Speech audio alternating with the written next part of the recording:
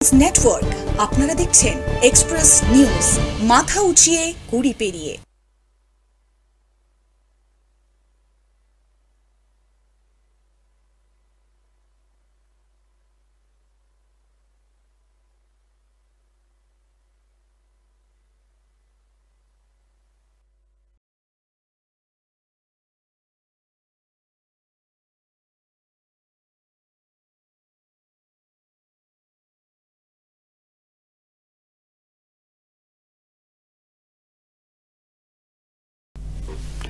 নমস্কার, শুভ সন্ধ্যা।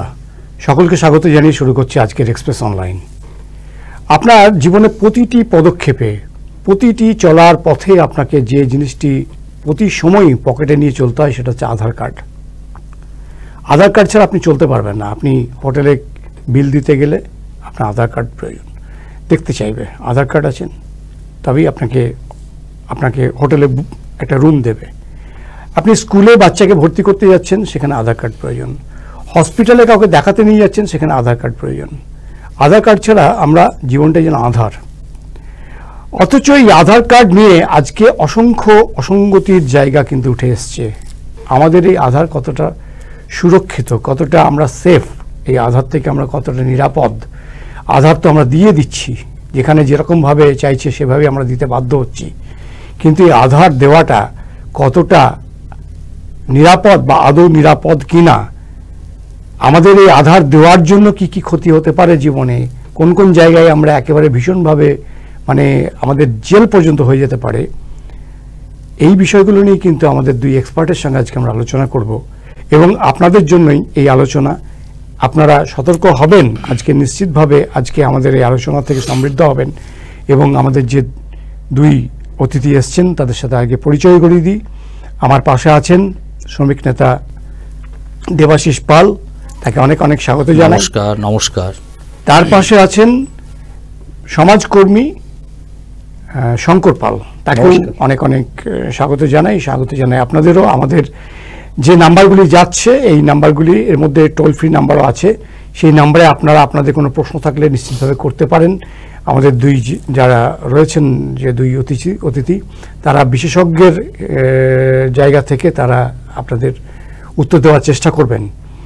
আমি প্রথমেই দেবাশিসবাবু আপনার কাছে যাব, কারণ আজকে আমাদের সময় খুব কম, প্রচুর প্রশ্ন আধার নিয়ে আমাদের প্রচুর জিজ্ঞাসা রয়েছে। সেই জন্য বেশি ভূমিকা না করেই আমি একদম সরাসরি প্রশ্নে আসি। সেটা হচ্ছে যে আধার সুরক্ষা বলে একটা শব্দ কিন্তু এখন উঠে আসছে।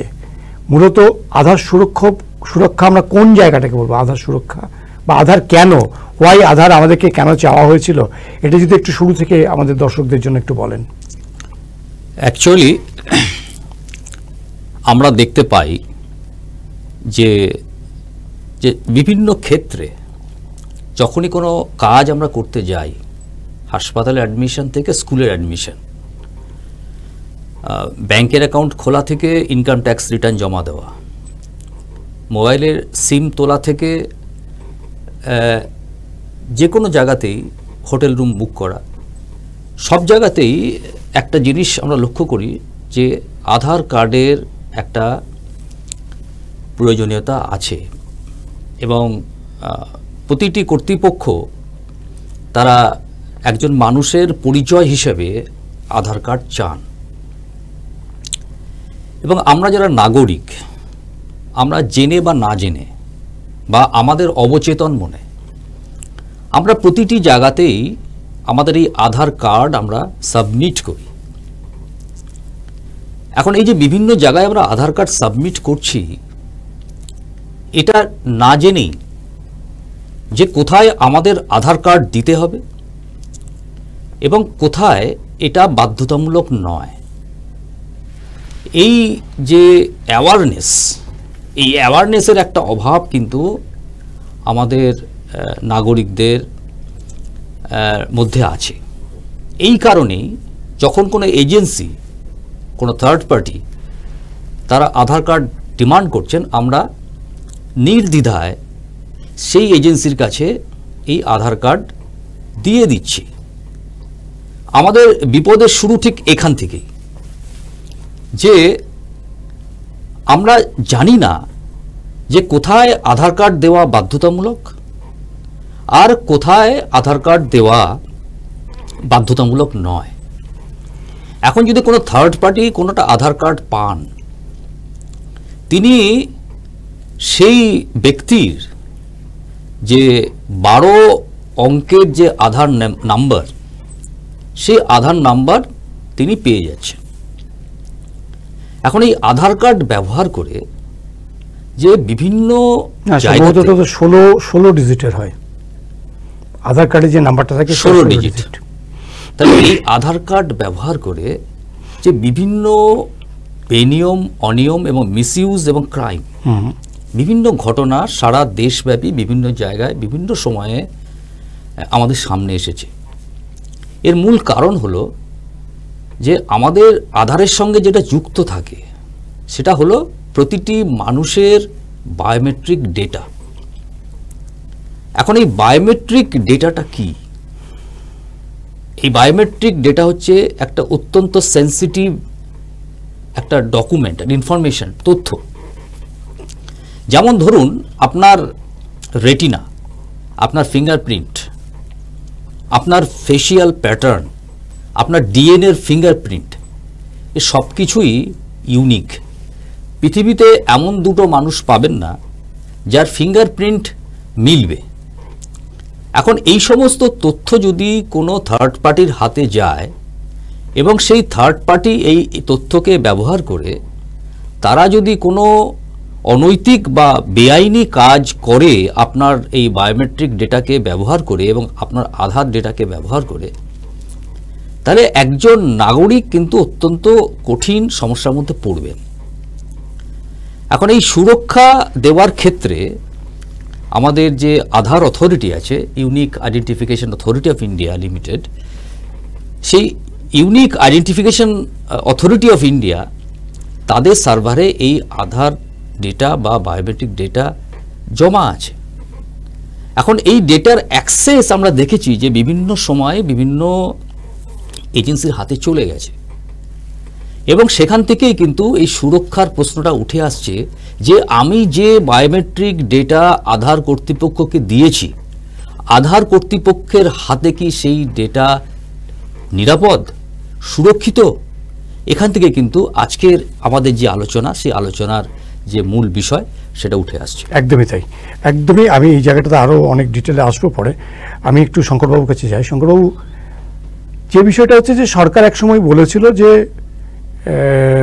আধার হচ্ছে ফুল প্রুফ একটা বিষয়, অর্থাৎ আপনার যে ডেটা আপনি দিচ্ছেন সেখানে বায়োমেট্রিক ডেটা রয়েছে, যেটা দেবাশীষবাবু বললেন যে বায়োমেট্রিক ডেটা মানে সেটা একদম আমার একান্ত ব্যক্তিগত আমার কিছু তথ্য, সেগুলো আমি সরকারের হাতে দিচ্ছি এবং সেই সরকার একটা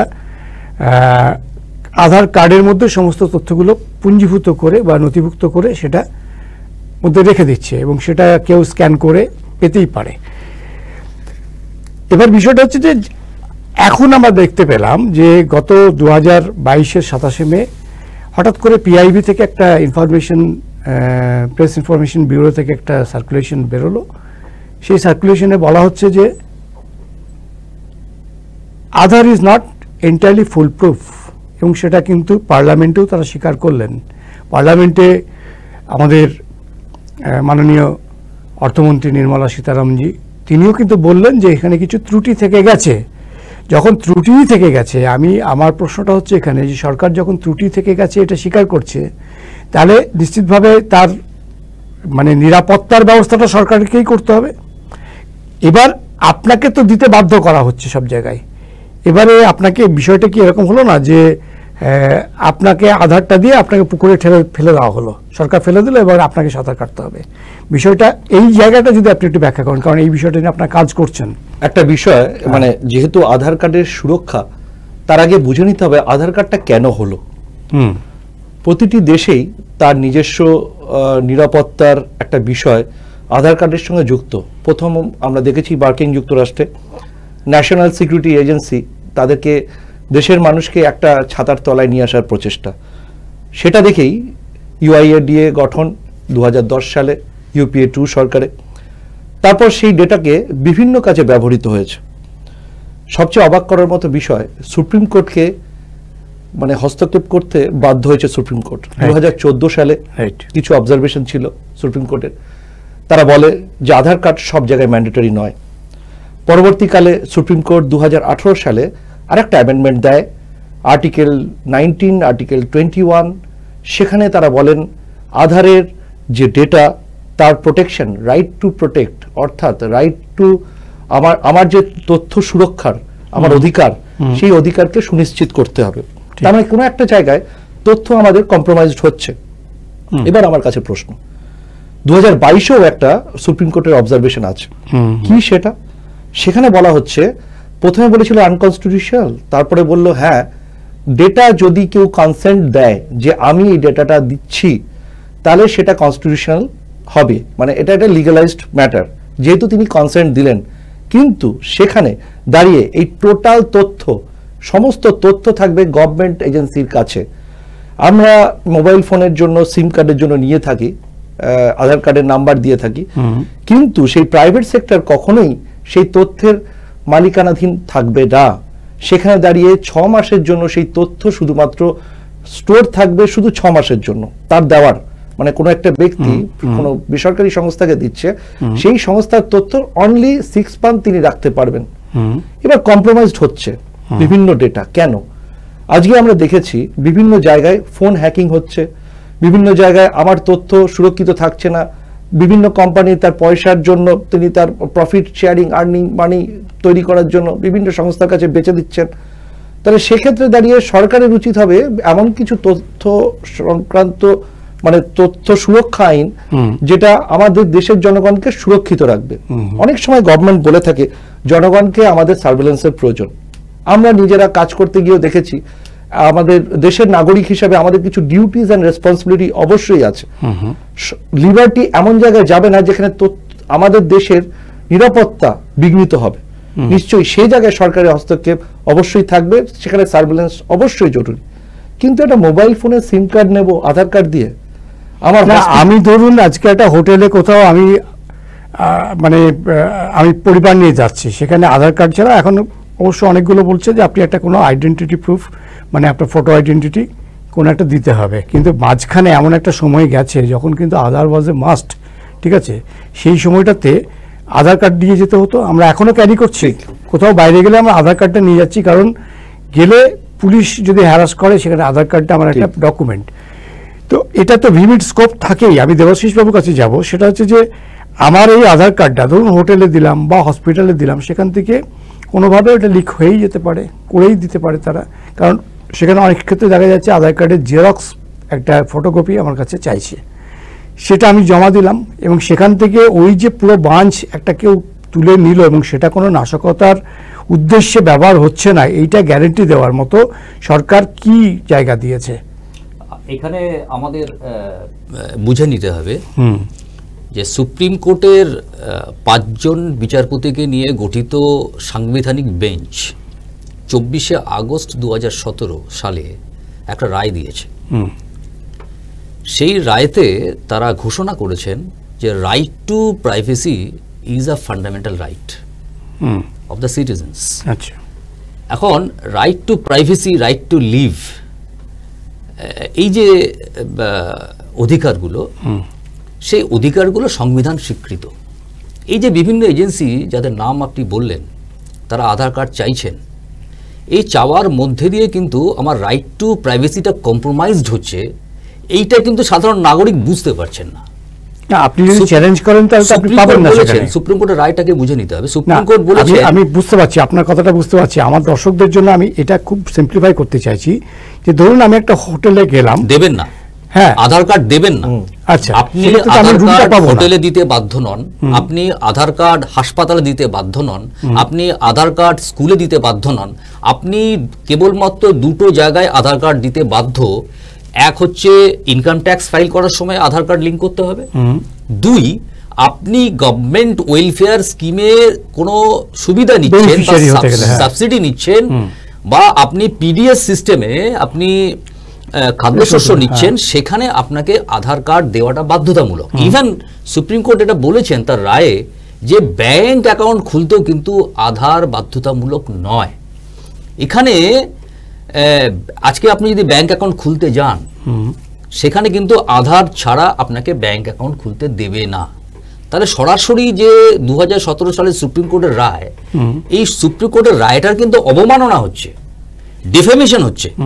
তাহলে এই যে ঘটনাগুলো ঘটছে, এই 2017 থেকে 2022 একটা বড় সময়, আমি 23 তাহলে চলে এসেছে। আমি সব এর ব্যাংক মধ্যে নয়, বলি, সব ব্যাংক নয়, কিছু ব্যাংক আপনি যাবেন যে আপনার আধার কার্ড ছাড়া আপনাকে অ্যাকাউন্ট খুলতেই দেবে না, অথচ ব্যাংকে আধার কার্ড দেওয়া কোনোভাবেই বাধ্যতামূলক নয়। এই বাধ্যতামূলক নয় যে জায়গাটা, সেটা কিন্তু দেখা যাচ্ছে এর মধ্যেই আমাদেরকে অনেকগুলো প্রভিশন করতে হলো। সেটা হচ্ছে যে প্যান কার্ডের সাথে আধার কার্ড লিঙ্ক করতে হবে, রেশন কার্ডের সাথে আধার কার্ড লিঙ্ক করতে হবে। এই যে লিঙ্কিং এর ব্যাপারটা, সেটাও তো খুব ফুল প্রুফ নয়। এই যে প্রুফ, এখানে একটা ডেটা সিকিউরিটির প্রশ্ন আছে। মানে আমরা এটা দেখেছি এবং আইআইটিও এই নিয়ে রিসার্চ করছে, ডেটা সিকিউরিটি কোন লেয়ারের হবে, কতটা লেয়ারের হবে। আমরা এখন টু ওয়ে একটা ডেটা সিকিউরিটি, টু টায়ার একটা ডেটা সিকিউরিটির মধ্যে আছে। ধরুন আপনার ফোন হ্যাক হচ্ছে, বেশ কিছুদিন আগেই কলকাতার একজন শিক্ষিকার ফোন হ্যাক হওয়ার পরে তার ব্যাংক অ্যাকাউন্ট থেকে সমস্ত টাকা চলে যায়। তাহলে আমার ব্যাংক অ্যাকাউন্টে আমি ডিজিটাল পেমেন্টের সিস্টেমে রাখবো, কিন্তু আমার ফোন হ্যাক হলে আমার সিকিউরিটি ল্যাপস হচ্ছে, আমার সিকিউরিটি ব্রিচ হচ্ছে। তাহলে সেই জায়গায় দাঁড়িয়ে আইআইটির কিছু প্রফেসররা কিছু সাজেশন দিচ্ছে যে তারা 3 লেয়ার্স অফ সিকিউরিটির কথা বলছে। কিরকম? আমরা বায়োমেট্রিক সিস্টেমের মধ্যে আনছি আধার কার্ডকে। তার মানে এটা কি?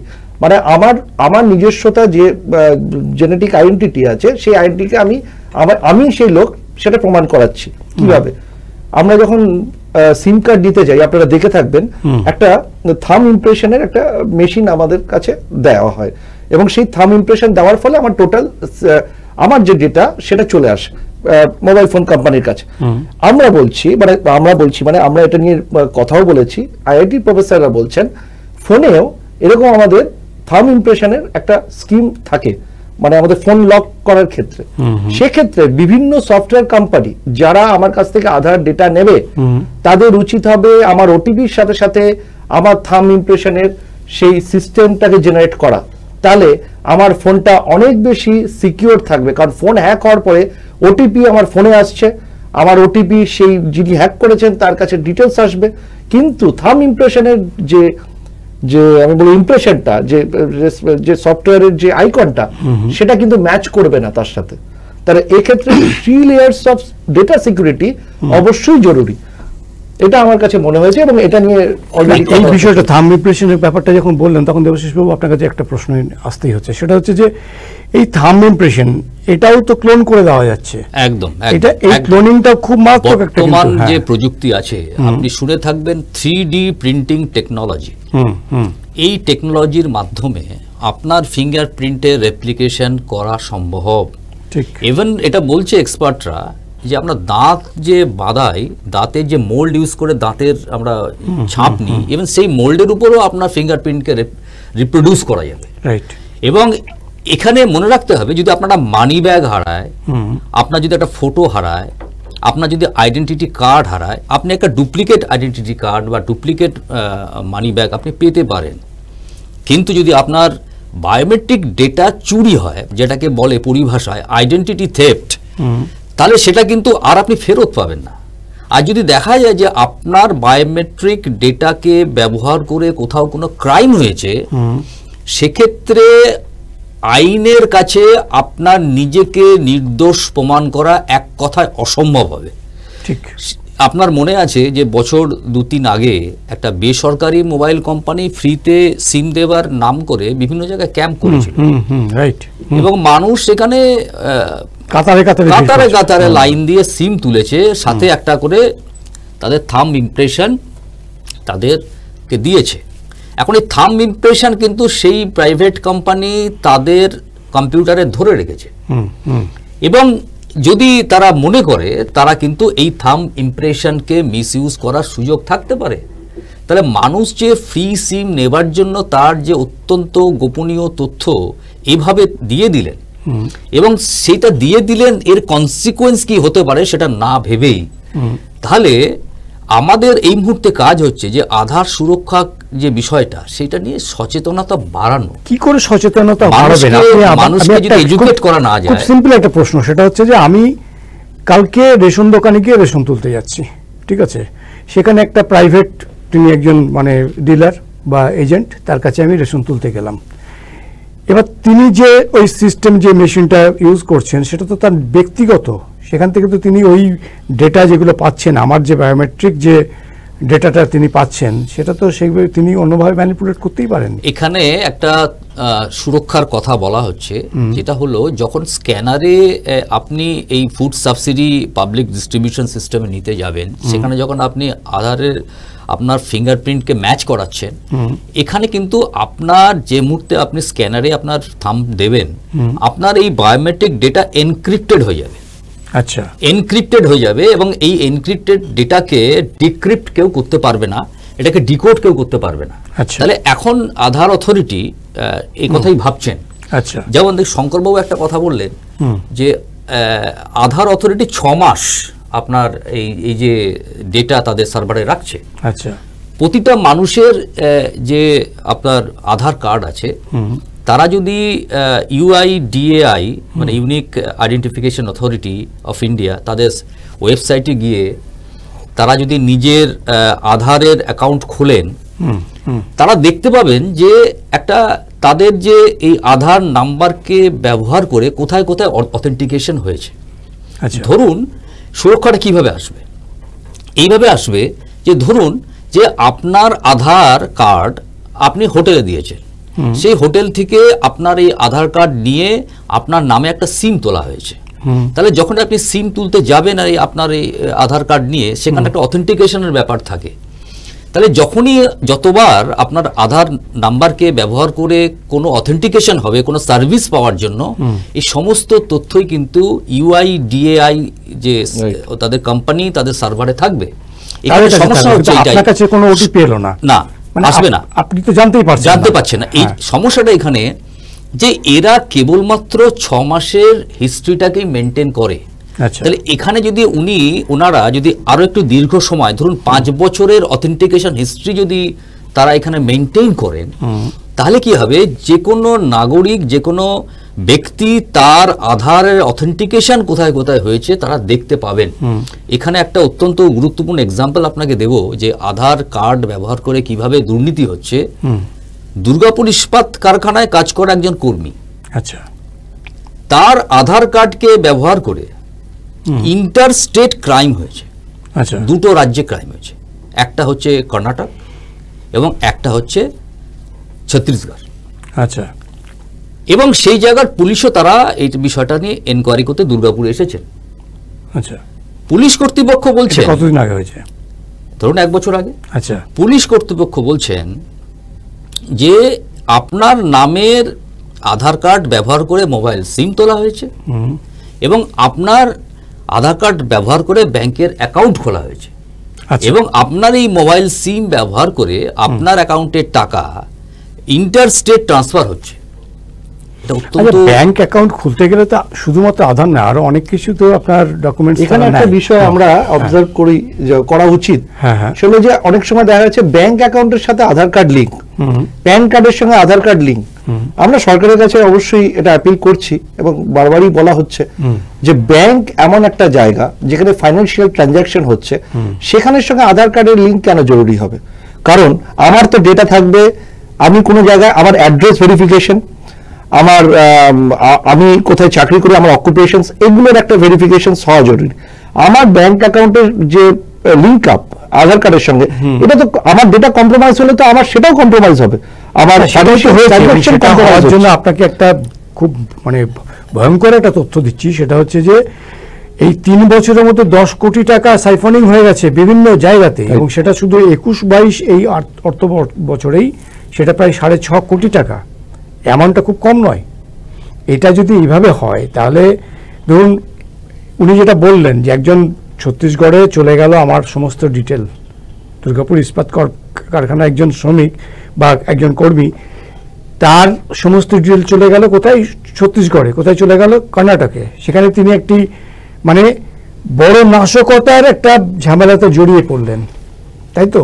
তাহলে আজকে যারা যে সরকার, কেন্দ্রের সরকারে এটা নিরাপত্তা দেওয়ার মানে গ্যারেন্টিটা তো তাদেরকে দিতে হবে, তুমি যখন সর্বক্ষেত্রে এই জায়গাটা করেছো, এই বিষয়টা নিয়ে আপনারা কি বলছেন? একদমই তাই, একদমই সঠিক কথা বলছেন।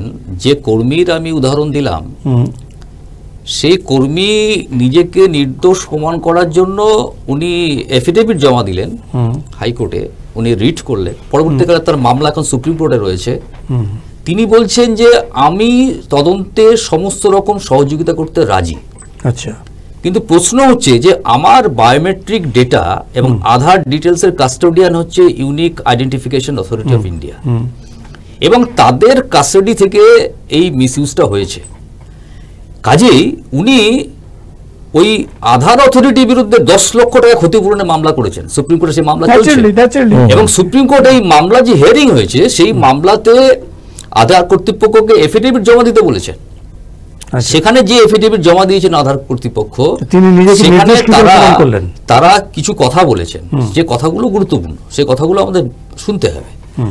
তারা বলতে চাইছেন যে আধার ডেটা সুরক্ষিত রাখার জন্য আমরা আমাদের ওয়েবসাইটে কিছু সুরক্ষা কবচ দিয়েছি। আচ্ছা, আমরা নাগরিকদের কাছে আবেদন করছি তারা এই সুরক্ষা কবচগুলো ব্যবহার করুন, কিন্তু আমরা কজন এটা জানি? সচেতনতার প্রচার নেই। তাহলে 1 নম্বর সুরক্ষা কবচ হচ্ছে যে আপনি যদি চান তাহলে আপনি আপনার আধার নাম্বারকে লক করতে পারেন। আপনি আপনার মোবাইল অ্যাপ্লিকেশন আধার অথবা আধার অথরিটির যে ওয়েবসাইট, সেখানে গিয়ে আপনি আপনার আধার নাম্বারকে লক করতে পারেন। এর অর্থ হচ্ছে আপনি যদি আপনার আধার নাম্বারকে লক করেন, তাহলে কোনো এজেন্সি আপনার পারমিশন ছাড়া কোনো অথেন্টিকেশন করতে পারবে না। দেবাশিসবাবু, একটা কথা বলি, এই যে আপনি বললেন সুরক্ষা কবচের ব্যাপার, এটা আপনি একজন শিক্ষিত মানুষ, আপনি এনলাইটেড মানুষ, আপনার পক্ষে সম্ভব। ধরুন গ্রামের একদম অশিক্ষিত একটি মানুষ, তাকেও কিন্তু আধার কার্ডটা করতে হয়েছে, তারও কিন্তু একটা ব্যাংক অ্যাকাউন্ট আছে এবং তার ব্যাংক অ্যাকাউন্টে সামান্য কিছু টাকা পয়সাও আছে।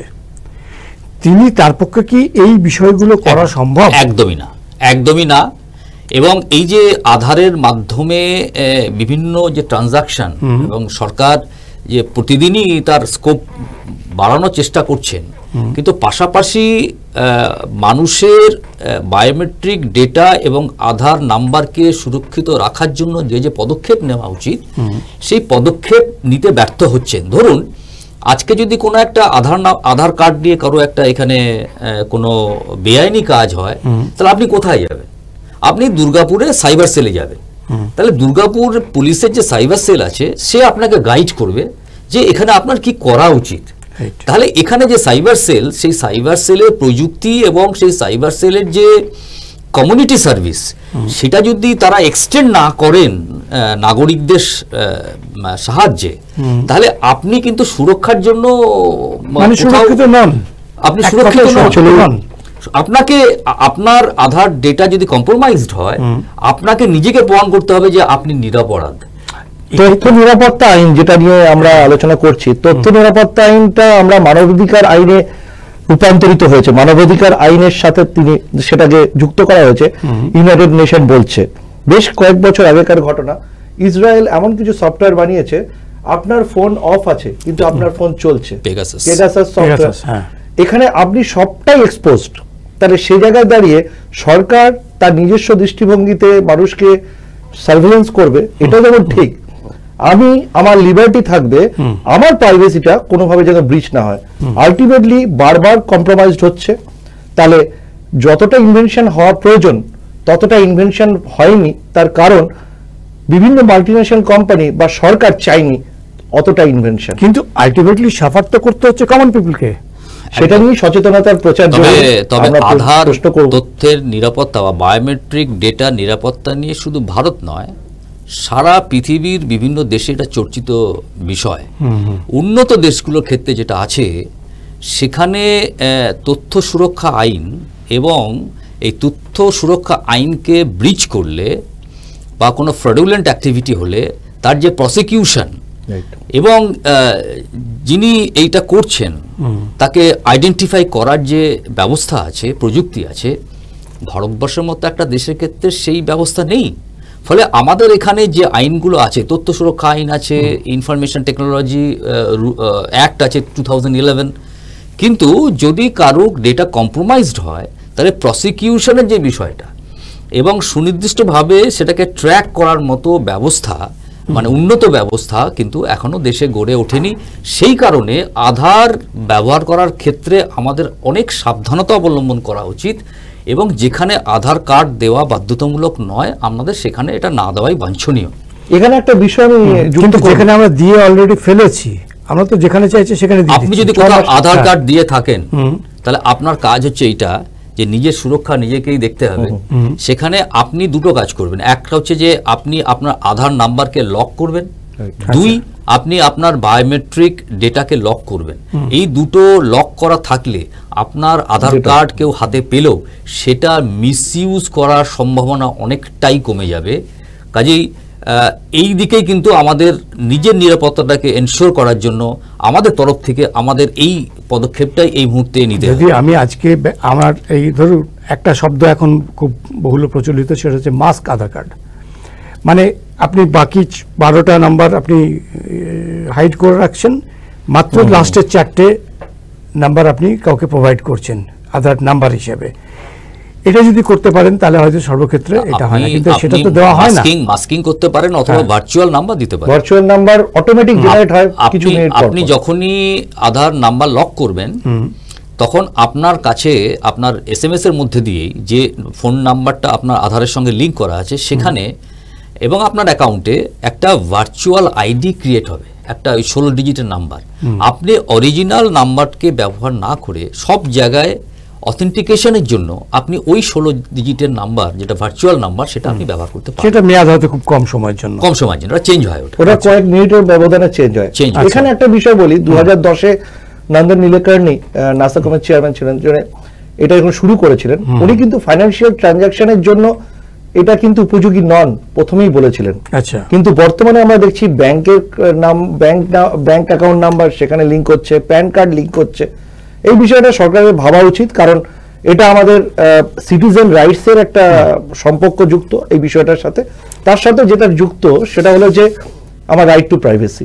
ঠিক, এই রাইট টু প্রাইভেসির এই বিষয়টা অত্যন্ত ইম্পর্টেন্ট একটা জায়গা, সেইখানে আমরা আসবো জাস্ট খুব ছোট্ট একটা বিরতির পরে।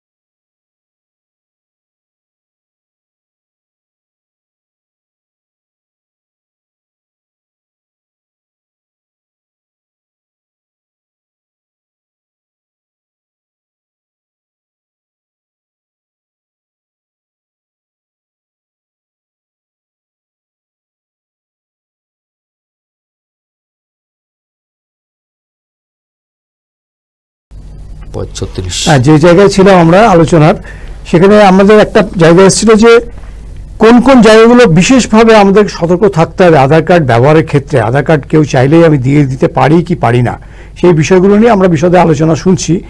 আমার যেটা দেবাশিস বাবুর কাছে যে প্রশ্ন, যে দুর্গাপুর ইস্পাতের একজন মানে কর্মীর কথা বললেন উনি, যে যার আধার কার্ড ব্যবহার করে সিম কার্ড তোলা হয়েছে এবং সিম কার্ডটাকে কোনোভাবে হয়তো কোনো নাশকতামূলক কাজের জন্য ব্যবহার করা হয়েছিল, যার ফলে তাকে আজকে সুপ্রিম কোর্টের দরজা পর্যন্ত দৌড়তে হয়েছে। আমি এই প্রশ্নটাই করতে চাইছি ওনার কাছে, যে তিনি ধরুন এক্স কি করে প্রমাণ করলেন যে আমি সেই এক্স নই, সেই জায়গাটা যেতে তাকে যে কিভাবে তিনি প্রমাণ করলেন। তাহলে আমাদের কারোর যদি ক্ষেত্রে হয়, সেক্ষেত্রে আমাদেরকে জানা থাকবে পদ্ধতিটা অতটা কঠিন নয়, কিছুটা সরল। অ্যাকচুয়ালি এখানে কিন্তু সমস্যাটা খুব গভীর। হ্যাঁ, যদি আপনার আধার ডেটা কম্প্রোমাইজড হয়, তাহলে এটা কম্প্রোমাইজড হয় বলে কোথাও চুরি হয়, এটা চুরি হয়, মানে আইডেন্টিটি থেফট। হ্যাঁ, মানে আপনার ভাষায় বলে আইডেন্টিটি থেফট। ঠিক। তাহলে এই ধরনের সমস্যাতে আপনাকে নির্দোষ প্রমাণ করা অত্যন্ত কঠিন হবে। যেমন এই কেসে দুর্গাপুর ইস্পাত কারখানার যে কর্মীর আধার নাম্বারকে ব্যবহার করে তার নামে সিম তোলা হয়েছে, তাহলে এটা নিয়ে দুটো রাজ্যের পুলিশ তদন্ত করছে, ঠিক, ডিটেল তদন্ত। না, উনি আপনি যে কথা বললেন যে 10 লক্ষ টাকা তিনি ক্ষতিপূরণ চেয়েছেন ইউনিক আইডেন্টিফিকেশন অথরিটি অফ ইন্ডিয়ার কাছে। 10 লক্ষ টাকা ক্ষতিপূরণ চেয়েছেন, কারণ এই unique identification authority of India তারাই হচ্ছে তার বায়োমেট্রিক ডেটা কাস্টোডিয়ান, এবং তার অজান্তে যে তার ডেটা কম্প্রোমাইজড হয়েছে তার দায় কিন্তু এই unique identification authority of India তারা এড়িয়ে যেতে পারে না।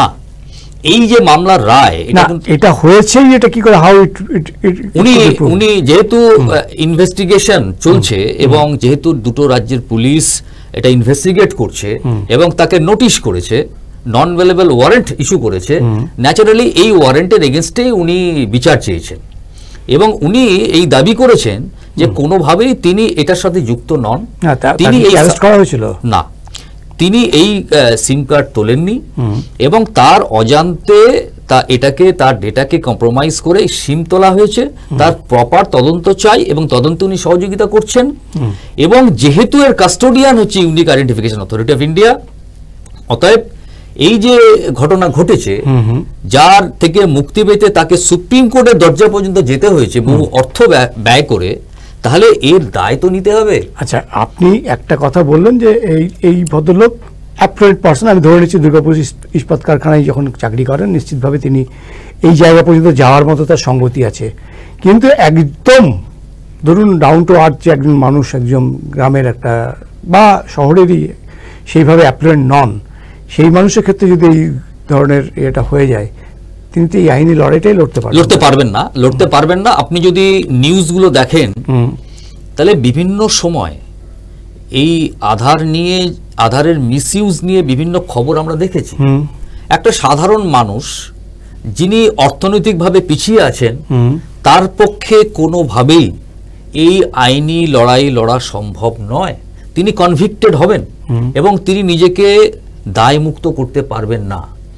এই অ্যাঙ্গেল থেকে যেটা বলতে হয় যে সরকারের এখানে যে ভূমিকাটা পালন করা দরকার তথ্যের সুরক্ষার ক্ষেত্রে, এবং যদি তথ্যের কোথাও ব্রিচ হয়, কম্প্রোমাইজ হয়, তাহলে তার যে রিমেডি, সেই রিমেডিয়াল প্রসেসের মধ্যে দিয়ে সেই ব্যক্তিকে যে সাহায্য করা, সেই ব্যবস্থাটাকে গড়ে তুলতে হবে। আমাদের দেশে আইন আছে বলছেন, কিন্তু আমি বলছি এই মুহূর্তে নেই। আমাদের দেশে আইন আছে, কিন্তু আইনকে ভেঙে যখন বেআইনি কাজ হয়, তারপরে প্রসিকিউশনের যে ব্যবস্থা, এটা এতটাই কাম্বারসাম যে একটা ক্রিমিনাল, তিনি একটা ফ্রডুলেন্ট অ্যাক্টিভিটি করেছেন, তিনি একটা ক্রাইম করেছেন, কিন্তু এই আইনের মধ্যে জটিলতার কারণে তিনি কিন্তু তার দায় থেকে অনেক সময় মুক্তি পেয়ে যাচ্ছে। তাহলে এটা কিন্তু ইউরোপ বা আমেরিকাতে ক্ষেত্রে অনেক কঠিন। তাদের যেমন আইন আছে, তাদের সেই আইনের প্রসিকিউশন, মানে তাদের আইনকে ব্যবহার করে সুরক্ষার ব্যবস্থাটা অনেক বেশি মজবুত। ভারতবর্ষের মতো দেশের ক্ষেত্রে সুরক্ষার ব্যবস্থা একদমই মজবুত নয়। এখানে আমি একটা বিষয় যুক্ত করব, সেটা হলো যে তথ্য সুরক্ষাটা কিভাবে রাখবেন। অনেক ক্ষেত্রে দেখা গেছে যে শুধু পেপার ওয়ার্ক দিয়েই একটা আধার কার্ডকে আপনি ভ্যালিডেট করে দিতে পারবেন। এটা আমাদের উচিত হবে এবং সরকারের সাথে একজন দর্শক বন্ধু আছেন। হ্যাঁ নমস্কার, কে বলছেন? হ্যালো। হ্যাঁ নমস্কার। Hello hello. হ্যাঁ শোনা যাচ্ছে? হ্যাঁ শোনা যাচ্ছে। হ্যাঁ নমস্কার, বলুন। হ্যালো। হ্যাঁ শোনা যাচ্ছে, বলুন। শুভ সন্ধ্যা অসীমদা। হ্যাঁ শুভ সন্ধ্যা। দেবাশিস বাবু তো শুভ সন্ধ্যা, শঙ্কর বাবুকে শুভ সন্ধ্যা। শুভ সন্ধ্যা। অনেকক্ষণ ধরেই শুনছি এইটা করা উচিত নয়, এটা করা উচিত, এইরকম হলে ভালো হয়। আমি নিজেই কি করছি, আজকে যে সুপ্রিম কোর্টে যে ভদ্রলোক গেছেন, ডিএসপিতে চাকরি করেন, উনি তো সুপ্রিম কোর্টে নিজের কোমরের জোরেই তো গেছেন। আর আমরা তাদেরকে নিয়ে আলোচনা করছি, আমরা কি তাদের বাড়িতে গিয়ে তার পাশে দাঁড়িয়েছি কি যে না আপনি সঠিক পথে চলছেন, সুপ্রিম কোর্টের যা খরচা হচ্ছে আমরাও আপনার সঙ্গে কন্ট্রিবিউশন করব, এই ধরনের মনোভাব এসছে কি? আমরা কিন্তু কন্টিনিউয়াস বলে যাচ্ছি যে এইটা করা উচিত নয়, এইটা করা উচিত নয়। আমরা কতটা সাপোর্ট করছি কিংবা কি করলে ভালো হয়। আমাদের দেশে বুলেট ট্রেন চলবে কি চলবে না, বুলেট ট্রেন চললে অ্যাক্সিডেন্ট হবে না, ওই এত জোরে চললে অ্যাক্সিডেন্ট হবে, এইটা বন্ধ করে দেওয়া উচিত। কিন্তু কি করে বুলেট ট্রেন চলবে এইটা কিন্তু আমরা কেউ বলছি না। একটু এইটা নিয়ে বিশ্লেষণ করবেন তো। ধন্যবাদ। ধন্যবাদ, ধন্যবাদ, সঙ্গে থাকুন। আপনি আমরা বলতে কারা ঠিক আমি পরিষ্কার হলো না, যে ওই ভদ্রলোকের আইনি লড়াইটা লড়তে গিয়ে তাকে আর্থিকভাবে তার পাশে যাওয়া বা আমরাটা কারা, এটা কিন্তু আমার কাছে খুব পরিষ্কার হলো না। যাই হোক, আপনার প্রস্তাব খুব ভালো লাগলো এবং ফোন করার জন্য ধন্যবাদ। বলুন। ওনার যে প্রশ্ন, সেখানে আমাদের বলার যে কর্মীর কথা আমরা বলছি, তিনি যে আইনি লড়াইটা লড়ছেন, এই আইনি লড়ার ক্ষেত্রে সমস্ত রকম সহযোগিতা এবং পরামর্শ সেটা কিন্তু আমরা দিচ্ছি, এবং আমাদের পরামর্শই কিন্তু উনি যে পদক্ষেপগুলো নিয়েছেন এবং উনি যে সুপ্রিম কোর্ট পর্যন্ত গেছেন, সেখানে অবশ্যই আমাদের তো একটা ভূমিকা আছে। এটা তো একটু ঘটনা যে আপনি একটা প্রতিষ্ঠিত জায়গা থেকে আপনি বিলং করেন, সেখানে আপনার একটা ইউনিয়ন আছে, সেই ইউনিয়ন তার পাশে দাঁড়িয়ে আছে। কিন্তু আমি বলছি যে এরকম আমাদের একদম আম জনতা যাদের পাশে দাঁড়ানোর সত্যিকারের কেউ নেই, তাদের ক্ষেত্রে যদি এটা হয়, তাহলে আমি বলছি দেশের আইনি ব্যবস্থাটাকে আরো অনেক বেশি, মানে দেশের আইনের চোখে আপনিও যা আমিও তাই, একজন যিনি এমপি বা সবাই তো একই নজরে থাকা উচিত। কিন্তু আমি বলছি সাধারণ মানুষের জন্য সরকার কি এতটা ভাবছে? এই যদি শঙ্করবাবু এই বিষয়টা একটু বলেন। আমি তো আগেও বললাম যে তথ্য সুরক্ষা বিষয়, রক্ষা কবচ একটা বললেন, ইউনিক আইডেন্টিফিকেশন একটা নাম্বার জেনারেট করা যেতে পারে। আমি বলবো আমরা যে লেস পেপার ওয়ার্কের কথা, সেটা তো আপনি বলছেন একজন নাগরিককে করতে, কিন্তু সরকারের কাছে আমাদের কাছে এটা সরকারের কাছে আমাদের দাবি, আমরা লেস পেপার ওয়ার্কের কথা বলছি, সরকারও বলছে, কিন্তু লেস পেপার ওয়ার্কের মাধ্যমেই আমার ডেটা থেফট হয়ে যাচ্ছে। এখানে দাঁড়িয়ে একটা জিনিস বিচার্য বিষয়, আগেই আমি একটা আলোচনায় এনেছিলাম যে আমরা যখন মোবাইল ফোন কানেকশন নিচ্ছি, সেখানে আমাকে থাম্ব ইমপ্রেশন দিতে হচ্ছে। অনেক ক্ষেত্রে দেখা যাচ্ছে আমার কাগজের জেরক্স কপি দিয়ে আমার হোটেলের অ্যাডমিশন হয়ে যাচ্ছে, আমার হসপিটালে অ্যাডমিশন হয়েছে। এটা বন্ধ হওয়া দরকার। এখানে দাঁড়িয়ে একটা এক্সপেন্স অবশ্যই কোম্পানি বা সংস্থাকে নিতেই হবে, যে আমার ফিজিক্যালি অ্যাপিয়ারেন্সে সেই ডেটা আমি একজনকে কনসেন্ট দিচ্ছি আমার ডেটাটাকে ব্যবহার করার। কিন্তু আপনি যে আইডেন্টিটি কার্ডে দিন, আপনি শুধু আধার কার্ড তো নয়, যে আইডেন্টিটি কার্ডে আপনি দিন, সেখানে আপনি দিন রেশন কার্ড, সেখানেও তো আপনার আধার কার্ড লিঙ্ক করা আছে। আপনি যদি প্যান কার্ড দেন, সেখানেও করা আছে। ভোটার কার্ডেও সেখানেও কিন্তু করা আছে। আপনি মোবাইলটা সেখানেও করা আছে। আপনি যেটাই দেন না কেন, যদি যারা সাইবার এক্সপার্ট বা যারা ধরুন হ্যাকার্স, তাদের কাছে কিন্তু এইটা হ্যাকিং করতে বেশিক্ষণ সময় লাগবে না। অবশ্যই ক্লোনিং বিষয়টাকে আপনি বলছেন, সেক্ষেত্রে অনেকগুলো সফটওয়্যার কাজ করছে যারা এই হ্যাকিং কাজগুলো করছে। কিন্তু আমার কাছে একটা সোজা সাপটা কথা, আমরা কি পিছনের দিকে হাঁটবো? আমরা এই ভয়টাকে সামনে রেখে আমরা কি পিছনের দিকে হাঁটবো? অবশ্যই না। আমরা এই ডেটাটাকেও ব্যবহার করব, এই সফটওয়্যার, এই টেকনোলজিটাকেও ব্যবহার করব, কিন্তু টেকনোলজিটা কতটা সিকিউর হবে এই ভাবনা নিয়ে এই রিসার্চ এন্ড ডেভেলপমেন্টে সরকারকে এগোতে হবে।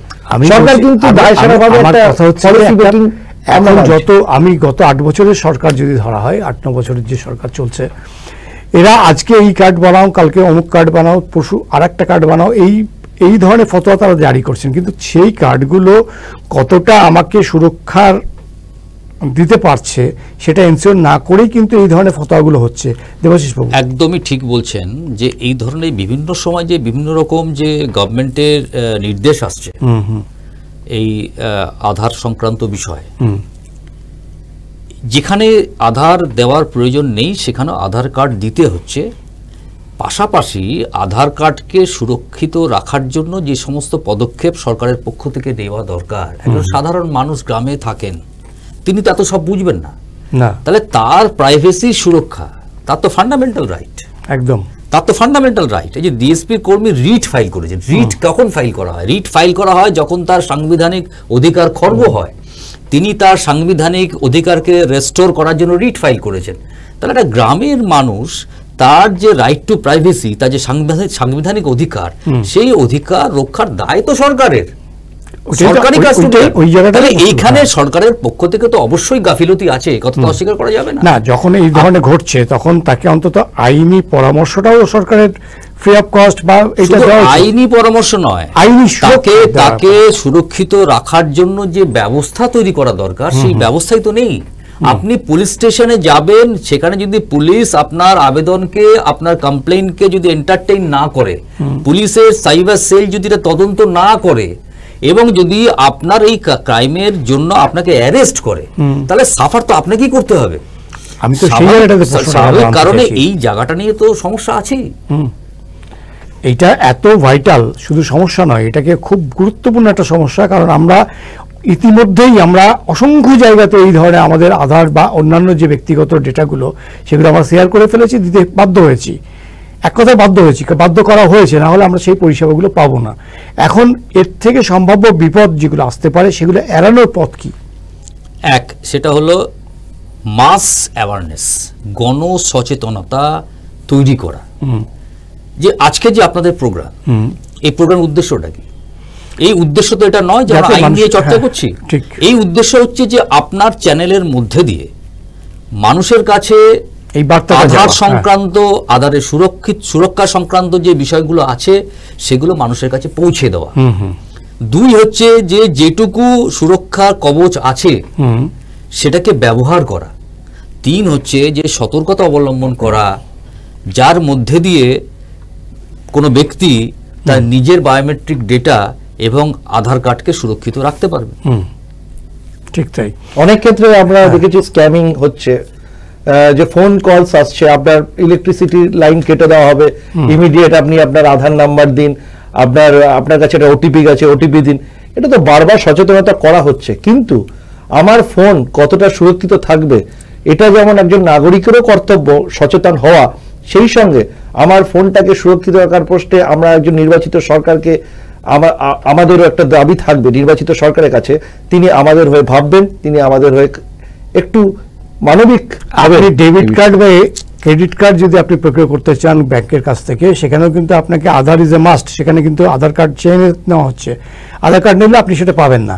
এবং এক্ষেত্রে দেখা যাচ্ছে যে ব্যাংকের কাছে একটা তথ্য স্টোর থাকলে সেটা মামলা করা দরকার। যে সমস্ত ব্যাংক বাধ্য নয়, যে সমস্ত ব্যাংক বাধ্য করছেন উপভোক্তাদের আধার কার্ড না দিলে অ্যাকাউন্ট খুলবেন না বলছেন, সেই সমস্ত ব্যাংকের বিরুদ্ধে আমার অ্যাকাউন্ট আছে, কিন্তু আমি যখন এক্ষেত্রে আপনি ডেবিট কার্ড বা ক্রেডিট কার্ড নেওয়ার ক্ষেত্রেও আপনি আধার কার্ড দিতে বাধ্য নন। ব্যাংকে আপনি আধার কার্ড কখন দেবেন? আপনি যদি কোনো গভর্নমেন্ট ওয়েলফেয়ার স্কিমের সুবিধা নেন, ঠিক, আপনি যদি কোনো আপনার অ্যাকাউন্টে কোনো সাবসিডি আসে, তাহলে কিন্তু ওই ব্যাংকে আপনার আধার কার্ড জমা দিতে হবে। এছাড়া সাধারণ আপনি প্রতি বছর 15G বা 15H যখন রিনিউয়াল করাতে যাচ্ছেন তখন আপনাকে প্রতি বছর একবার করে আধার কার্ডটা দিতে হচ্ছে। একদমই। এবং কেওয়াইসি চাইতে পারেন না, ব্যাংকের এটা এখতিয়ার নেই, ব্যাংক চাইতে পারেন না।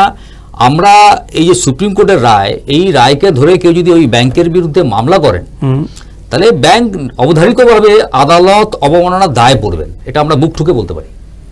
সতর্ক থাকতে হবে, কারণ আমাদের কিন্তু আর কিছু করার নেই। কারণ সরকার যে আইনগুলো করেছে সেই সরকারের আইনের মধ্যে প্রচুর ত্রুটি, প্রচুর ফাঁকফোকর থেকে গেছে।